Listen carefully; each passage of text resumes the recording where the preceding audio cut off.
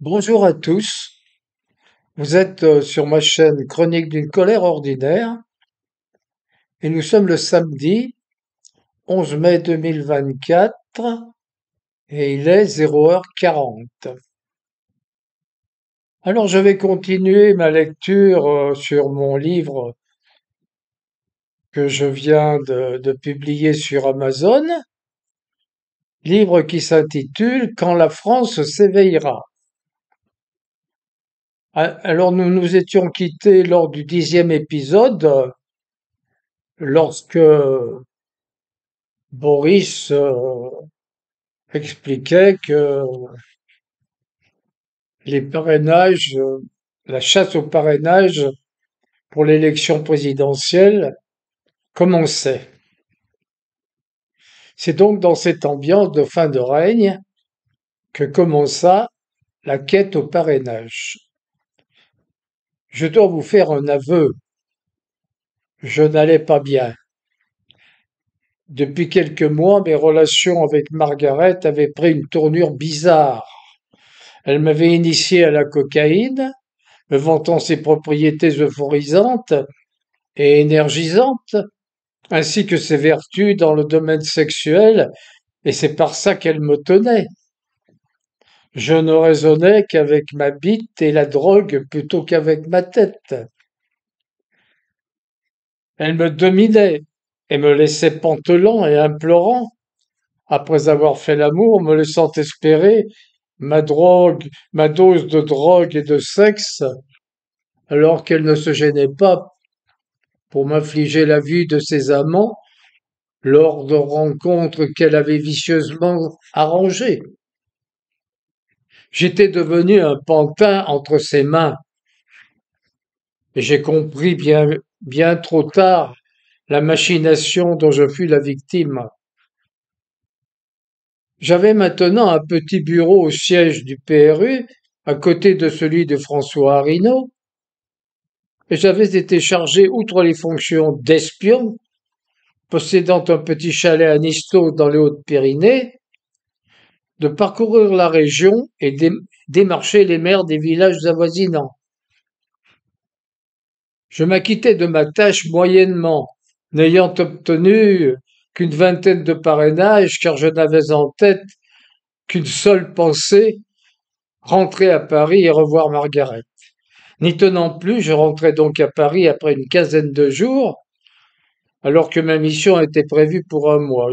Je fus accueilli fraîchement par François Arinault. Que faites-vous ici? Je vous avais demandé de rester un mois dans les Hautes-Pyrénées. Combien avez-vous de parrainage? Je suis désolé, mais je ne me sentais pas bien. J'ai dû choper un virus, il faut que je voie un médecin. Pour les parrainages, j'en ai obtenu difficilement 20. Vous savez, les gens dans cette région ne sont pas faciles à approcher. Et quand on n'est pas du coin, alors là, c'est presque mission impossible. Je ne vous comprends pas. N'y a-t-il pas de médecin là-bas? Bon, vous avez fait ce que vous avez pu, je pense. Soignez-vous et revenez me voir dès que possible. Il m'accompagna jusqu'à la porte de son bureau, mais je voyais bien qu'il n'était pas satisfait. À partir de ce moment, mes relations devinrent plus distantes, plus protocolaires. Il ne m'appelait plus Boris, mais Monsieur Komarov.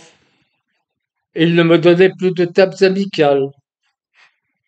J'en conçus un peu d'aigreur, alors que je n'avais pourtant à m'en prendre qu'à moi-même.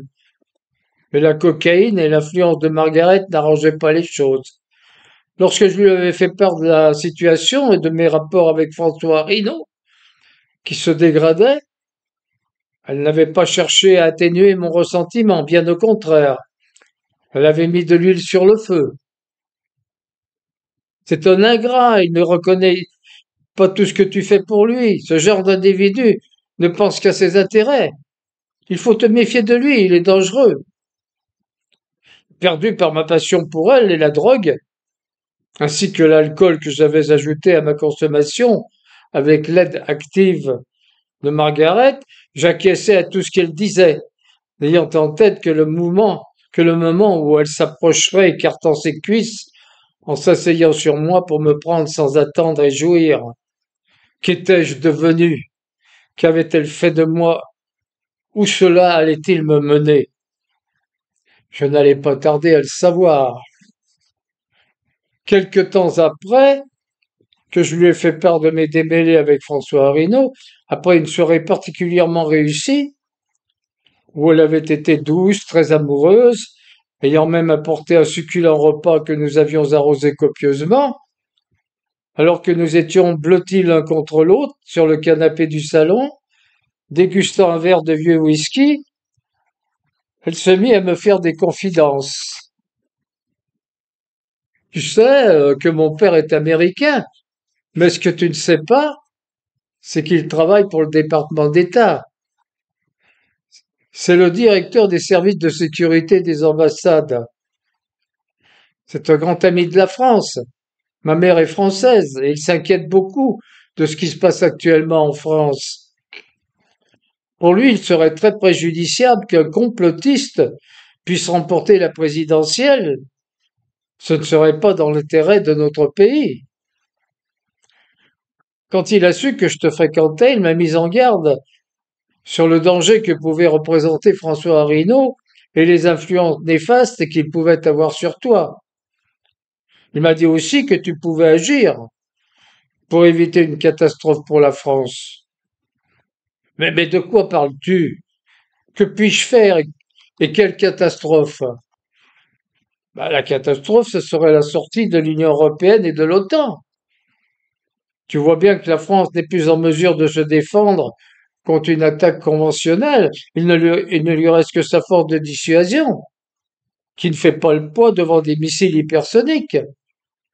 Elle est ruinée et sa seule possibilité, son avenir, c'est l'Europe, que défend les États-Unis. Et pour cela, il ne faut pas que François Arinaud puisse être élu.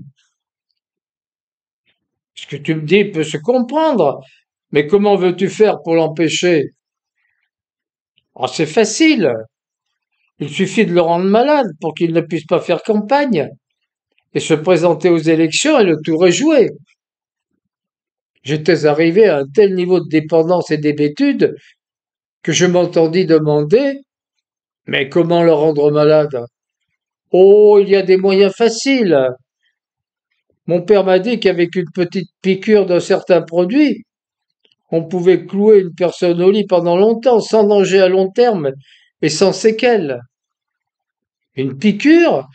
Mais c'est impossible, il s'en apercevra. Non, c'est une aiguille tellement fine qu'il ne sentira rien, c'est garanti. J'étais maintenant dessoulé et bizarrement lucide. D'un seul coup, comme si un voile s'était déchiré. Tout m'apparaissait maintenant évident, d'une aveuglante clarté. J'avais été magistralement manipulé par Margaret depuis longtemps, peut-être même depuis son premier appel.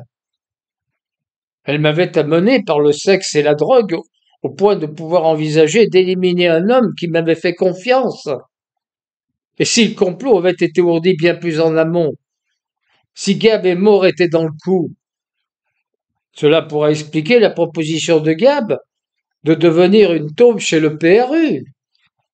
Et ensuite, quelle aubaine!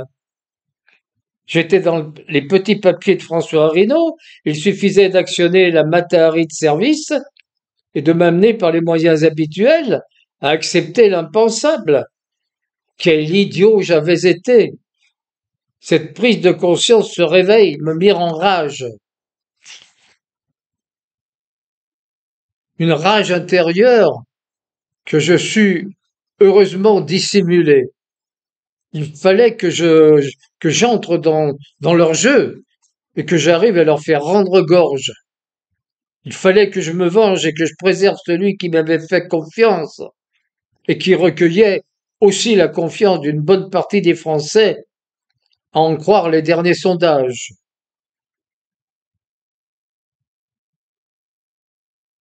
Voici pour le 11e épisode de mon livre Quand la France s'éveillera.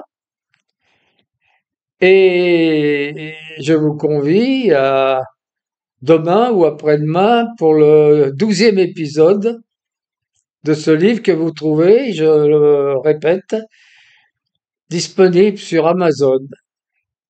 Quand la France s'éveillera. Merci de m'avoir écouté et à demain, j'espère.